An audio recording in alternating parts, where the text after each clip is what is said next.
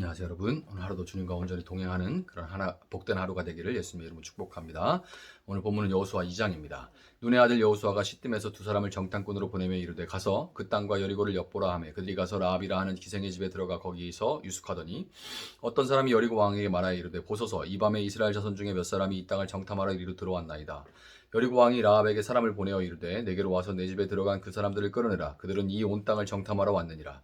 그 여인이 그 두 사람을 이미 숨긴지라. 이르되 과연 그 사람들이 내게 왔었으나 그들이 어디에서 왔는지 나는 알지 못하였고 그 사람들이 어두워 성문을 닫을 때쯤 되어 나갔으니 어디로 갔는지 내가 알지 못하나 급히 따라가라. 그리하면 그들을 따라잡으리라 하였으나 그가 이미 그들을 이끌고 지붕에 올라가서 그 지붕에 버려놓은 삼대에 숨겼더라. 그 사람들은 요단 나루터까지 그들을 쫓아갔고 그들을 뒤쫓는 자들이 나가자 곧 성문을 닫았더라. 또 그들이 눕기 전에 라합이 지붕에 올라가서 그들에게 이르러 말하되 여호와께서 이 땅을 너에게 주신 줄을 내가 아노라. 우리가 너희를 심히 두려워하고 이 땅의 주민들이 다 너희 앞에서 간담이 녹나니 이는 너희가 애굽에서 나올 때 여호와께서 너희 앞에서 홍해물을 마르게 하신 일과 너희가 요단 저쪽에 있는 아모리 사람의 두 왕 시온과 오기게 행한 일 곧 그들을 전멸시킨 일을 우리가 들었음이니라. 우리가 듣자 곧 마음이 녹았고 너희로 말미암아 사람이 정신을 잃었나니 너희 하나님 여호와는 위로는 하늘에서도 아래로는 땅에서도 하나님이시니라. 그러므로 이제 청하노니 내가 너희를 선대하였은즉 너희도 내 아버지의 집을 선대하도록 여호와로 내게 맹세하고 내게 증표를 내라. 그리고 나의 부모와 나의 남녀 형제와 그들에게 속한 모든 사람을 살려주어 우리 목숨을 죽음에서 건져내라. 그 사람들이 그에게 이르되 네가 우리의 이 일을 누설하지 아니하면 우리의 목숨으로 너희를 대신할 것이요 여호와께서 우리에게 이 땅을 주실 때에는 인자하고 진실하게 너를 대우하리라. 라합이 그들을 창문에서 줄로 달아내리니 그의 집이 성벽 위에 있으므로 그가 성벽 위에 거주하였습니다. 라합이 그들에게 이르되 두렵건대 뒤쫓는 사람이 너희와 마주칠까 하노라 하노니 너희는 산으로 가서 거기서 사흘 동안 숨어 있다가 뒤쫓는 자들이 돌아간 후에 너희의 길을 갈지니라. 그 사람들이 그에게 이르되 네가 우리에게 서약하게 한 이 맹세에 대하여 우리가 서물이 없게 하리니 우리가 이 땅에 들어올 때에 우리를 달아내린 창문에 이 붉은 줄을 매고 네 부모와 형제와 네 아버지의 가족을 다 네 집에 모으라. 누구든지 네 집문을 나가서 거리로 가면 그의 피가 그의 머리로 돌아갈 것이요 우리는 허물이 없으리라. 그러나 누구든지 너와 함께 집에 있는 자에게 손을 대면 그의 피는 우리의 머리로 돌아오려니와 네가 우리의 이 일을 누설하면 네가 우리에게 서약하게 한 맹세에 대하여 우리에게 허물이 없으리라 하니 라합이 이르되 너희의 말대로 할 것이라 하고 그들을 보내어 가게 하고 붉은 줄을 창문에 매니라. 그들이 가서 산에 이르러 뒤쫓는 자들이 돌아가기까지 사흘을 거기 머물매 뒤쫓는 자들이 그들을 길에서 두루 찾다가 찾지 못하니라. 그 두 사람이 돌이켜 산에서 내려와 강을 건너 눈의 아들 여호수아에게 나아가서 그들이 겪은 모든 일을 고하고 또 여호수아에게 이르되 진실로 너희 여호와께서 그 온 땅을 우리 손에 주셨으므로 그 땅의 모든 주민이 우리 앞에서 간담이 녹더이다 하더라. 아멘. 자, 모세로부터 리더십을 이양받은 여호수아는 본격적으로 가나안 땅을 향한 행진을 시작하기에 앞서 모세가 그렇게 했던 것처럼 가나안의 첫 관문인 여리고 성으로 정탐꾼들을 보냅니다. 스파이를 보낸 거예요. 이스라엘이 40년 동안 광야를 헤매게 된 것도 그리고 그 40년 동안 모세를 포함한 광야 1세대가 전부 죽고 오직 여호수아와 갈렙만 가나안 땅에 들어갈 수 있게 된 것도 또 이렇게 두 가지 모두가 가데스 바네아에서 가나안 땅을 정탐하러 다녀온 12 정탐꾼으로부터 비롯된 거죠. 이 사실을 아는 출애굽 2세대의 2차 정탐꾼들은 미지의 세계에 대한 불안감에도 불구하고 하나님을 의지하고 믿음의 눈으로 그 땅을 바라보리라. 그렇게 다짐하며 출발했겠죠. 두 명의 정탐꾼이 그들의 사명대로 여리고에 이제 들어가서 곳곳을 그 관점으로 이제 살펴봤을 겁니다. 그런데 성경은 참 신기하게도 그들이 어떻게 정탐을 했는지, 어떻게 들어가서 어떻게 정탐을 했는지, 무엇을 정탐했는지 그런 관련된 내용을 의도적으로 기록하지 않고 있습니다. 거기에 전혀 초점을 두고 있지 않다는 걸 이제 여호수아 2장을 보면 아실 수 있을 거예요. 정탐을 마치고 정탐꾼들이 기생 라합의 집에 유숙할 때 신통방통하게도 여리고 왕의 측근이 어떻게 알고 왕에게 정탐꾼들이 그들의 땅에 들어왔다는 것을 보고했고 항상 알아요. 이 악은 선이 활동하고 있다는 것을 사탄은 알고 있습니다. 선이 활동하고 있다는 것을. 또 왕은 그 즉시 추적대를 라합의 집으로 보냈습니다. 잡으라고. 그런데 신기한 일이 벌어지죠. 기생 라합이 무슨 마음을 먹었는지 정탐꾼들을 숨겨줍니다. 그들의 목숨을 또 지키기 위해서 들통나면 바로 죽게 될 수 있는 상황에서 자기 목숨을 걸고 전부를 거는 거죠. 전부를 걸고 정탐꾼들이 이미 달아났다 이렇게 거짓말을 하고 추적대가 떠나고 난 뒤에는 정탐꾼들에게 그들이 이쪽으로 나갔으니까 바로 나가지 말고 산으로 가서 3일 정도 몸을 피했다가 돌아가라 하고 도피 방법까지 그 땅에 이제 익숙한 그 라합이 그것을 설명해 주는 거예요. 참 이게 대체 어떻게 된 일일까요? 9절부터 11절에 그녀가 그렇게 행동한 이유가 기록되어 있는데요. 바로 여호와께서 이 땅을 너희에게 주신 줄을 내가 안다 이거예요. 이 땅을 너희에게 주신 줄을 내가 안다. 그렇게 라합이 말을 합니다. 그러니까 기생 라합은 여리고 땅을 차지할 것이 분명한 이스라엘의 여호와 하나님께 자신의 생명을 내어 맡겼다는 것인데 왜 그렇게까지 했을까에 대해 성경은 몇 가지 단서를 제공합니다.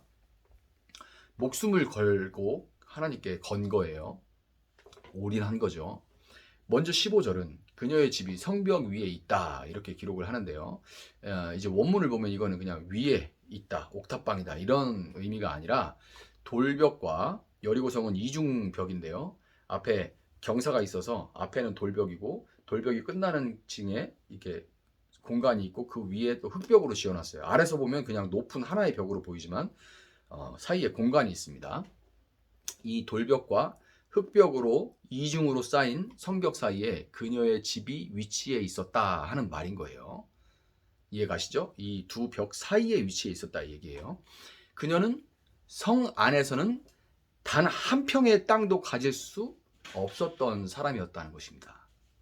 성벽 안에서는 단 한 평의 땅도 가질 수 없는 사람이었어요. 다음으로 성경은 그녀가 정탐꾼들을 지붕에 버려놓은 3대에 숨겼다 이렇게 기록합니다. 지붕에 이렇게 널어서 말리는 3대에 숨겼다. 3대라는 것은 아마라고 불어요. 아마씨도 있죠. 아마라고도 불리는데 그 세마포라는 옷의 그 섬유의 재료이고 옷 자체도 귀했지만 그 당시에는 옷 자체가 굉장히 귀했는데 세마포로 만든 옷은 그 중에서도 상류층을 위한 옷이었기 때문에 거기서 돈벌이를 하기 위해서 아마씨를 말리고 있는 거예요. 그러니까 기생 라합은 마치 오늘의 서울을 보듯이 중심에서 점점 외곽으로 밀려나다가 직장은 서울 중심에 있어도 집은 점점 밀려나다가 이제 완전히 경기도 쪽으로 이렇게 나가게 되고 결국 땅 한 평 없이 서울을 못 떠나게 되면 그나마 판자촌에 모여 살면서 요즘 판자촌까지는 없지만 가족들의 생계를 위해서 그렇게 밀려나서 정말 판자촌 같은 곳에 거하면서 가족들의 생계를 위해 거친 사람들에게 웃음을 팔고 틈틈이 아마를 말려서 내다 팔던 극심한 빈부의 격차 속에 그 땅에서는 단 한 뼘의 소망도 없이 숨만 쉬면서 살아가던 사람이었던 거예요. 지금 이 시대에도 그 목소리가 전혀 들리지 않는 사람들이 참 많죠. 그런 사람들이 살았어? 하는 사람들이 참 많죠. 그녀에게 멀리서부터 바람결에 들려오는 이스라엘의 하나님 여호와의 소식은 복음이었습니다. 기쁜 소식이었어요. 폭군이었던 아모리 왕 시온과 옥을 멸하신 위로는 하늘에서도 아래로는 땅에서도 하나님이신 여호와 하나님과 그분의 백성이 여리고로 온다는 소식은 소망이 없던 세계에 노예처럼 잡혀서 숨만 쉬고 겨우겨우 살아가던 그녀에게 새로운 세계가 마침내 열린다는 그런 소식이었고 그녀는 그 참된 소망에 자신의 전부를 걸었던 겁니다. 두 정탐꾼은 그녀와 그녀에게 속한 온 가족이 여리고 심판의 날에 구원을 얻을 표징으로 성벽에 붉은 줄을 걸어놔라 그렇게 말하는데요. 6월절 사건을 너무나도 잘 알고 있는 정탐꾼들이 붉은 줄, 이 붉은 줄을 언급한 것은 분명하게 그녀가 오직 그 붉은 줄을 통해서만 어린 양 예수 그리스도의 피를 통해 들어가는 영원한 세계, 폭력과 힘이 아니라 사랑이라는 새로운 질서로 다스려지는 그 세계에 들어가고 속할 수 있다는 것을 보여주는 것입니다. 붉은 줄을 성벽에 걸면 여리고 사람들이 다 알 수 있음에도 불구하고 여호수아 6장에서 기생 라합은 담대하게 정탐꾼과의 약속을 신뢰하며 그 줄을 걸었고 그녀와 온 가족은 구원을 얻을 수 있었습니다. 여러분 가나안 정복 첫 사건으로 기생 라합과 두 명의 정탐꾼의 이야기가 기록된 것은 하나님께서 이 이야기를 통해서 당신께서 당신의 백성들을 통해 가나안을 정복하시는 이유를 분명하게 보이시기를 원하시기 때문입니다. 하나님께서 존귀하게 지으신 모든 사람들이 단지 약자라는 이유로 편히 몸 누일 곳조차 없는 이 여리고의 모습은 경제적, 윤리적, 그리고 무엇보다도 영적으로 극심한 타락을 보여줘요. 여러분, 영적하고 영적인 것을 경제적인 것이나 윤리적인 것이나 이 사회적인 것하고 구별해버리는 사람들이 참 많은데요. 영적으로 타락했다는 것이 이 세 가지 그 이상으로 드러나는 거예요. 이렇게 드러나 있고 빈부의 격차가 심하고 약자가 차별받고 혐오를 당하는 이런 사회는 영적으로 극심하게 타락했다는 걸 보여주는 겁니다. 교회 가가지고 영적하고 기도 몇 시간 하고 이런 게 보여주는 게 아니에요. 그만큼 하나님을 붙들고 기도한다면 요런 영적으로, 이 사회적으로, 윤리적으로, 경제적으로 하나님의 뜻을 이루어가게 돼 있어요. 타락한 세상에서 가난한 자와 심령이 가난한 자에게만 하나님이 열어가시는 새로운 세상의 소식이 복음이 될 수 있습니다. 그들에게만 복음이 복음될 수 있는 거예요.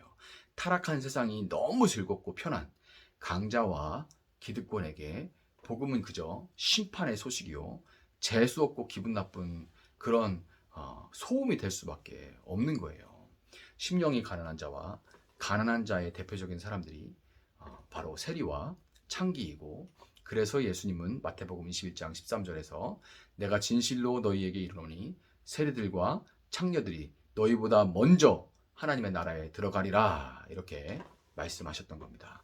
여러분, 정탐꾼이 2명이었던 것은 증인을 상징하는 숫자가 바로 2이기 때문입니다. 우리는 복음의 증인, 하나님 나라의 증인이라는 것이 부담스럽고 당장에 나는 말도 잘 못하는데 어떻게 누군가를 설득해서 예수를 믿게 하고 복음을 전할 수 있을까, 이렇게 생각하게 됩니다. 그런 건 목사님이 하는 거지, 뭐 이런 생각을 하는데요. 그렇지만 오늘 본문이 정탐꾼의 정탐 활동을 의도적으로 기록하지 않은 것처럼 복음의 증인이 되는 그저 여호수아, 예수님이죠. 예수의 명령에 따라 나가는 것뿐이지, 복음이 증인되는 것은 예수님의 명령에 따라 나가는 것뿐이지 나의 어떤 재주와 계획으로 행하는 것이 아닙니다. 일은 누가 다 하시는 거예요? 라합의 마음을 만지시고 라합을 만나게 하신 하나님, 라합이 하나님을 멀리서나마 그 소문으로도 듣게 만드신 그 하나님이 다 하신 거예요. 여러분, 하나님이 당신의 백성을 통해서 가나안을 정복하는 것은 그 땅에 관영한 죄악 속에서 물리적으로, 정신적으로, 영적으로 고통당하는 기생 라합을 건지시기 위함입니다. 기생 라합 하나 건진다고 가나안 전체, 그 중에 여리고를 정복했다고 말해도 전혀 틀린 것이 아니에요. 여러분, 하나 건진다고 역사를 이제까지 끌어왔다고 말해도 전혀 틀린 게 아닙니다. 갈수록 악해져가는 세상 속에서 마지막 심판의 날, 마치 견고한 여리고성이 무너진 것 같은 그날이 다가옴을 자각하고, 오늘도 하나님이 만나게 하시는 라합들에게 붉은 줄을 걸라고, 그것만이 살 길이요, 너와 네 집이 구원을 받는 길이라고 전하시는 여러분들이 되시기를 예수님의 이름으로 축복합니다. 잠시 기도하겠습니다. 사랑하시는 하나님, 감사합니다. 하나님께서는 저를 위해서 또 우리를 위해서 역사를 끌어오셨고 여기까지 준비해 오셨고, 그리고 나를 예수 믿게 한 그 사람을 통해서 마침내 그 먼 길을 찾아와 저를 구원하신 줄 믿습니다. 아무 소망이 없고, 그리고 정말 뭐 어떤 의미로 살아가야 될지 모르는 저를 찾아오셔서 정말 주님의 그 소식이 복음되게 하여 주시고 들리게 하시고 우리 마음 가운데 그것이 심겨지게 하시니 감사합니다. 무너질 장망성과 같은 이 세상에 영원한 소망을 두지 않게 하여 주시고, 이 땅에 우리가 거하는 것은 하나님의 뜻을 이루어가고 이 땅에 남아있는 라합들을 건지기 위함이라는 것을 기억하게 하시고, 하나님, 우리가 정말 여호수아와 같이 두렵지만 그러나 하나님을 의지하며 나아가고 또 여호수아의 명령에 따라 전파하러 나갔던 그 정탐꾼들과 같이 그렇게 나아가 하나님 그 땅에 라합들을 건져낼 수 있는 저희들 될 수 있도록 하나님 함께하여 주시옵소서. 감사하며 예수님의 이름으로 기도합니다. 아멘. 오늘 주신 말씀 붙들고 계속해서 기도합니다.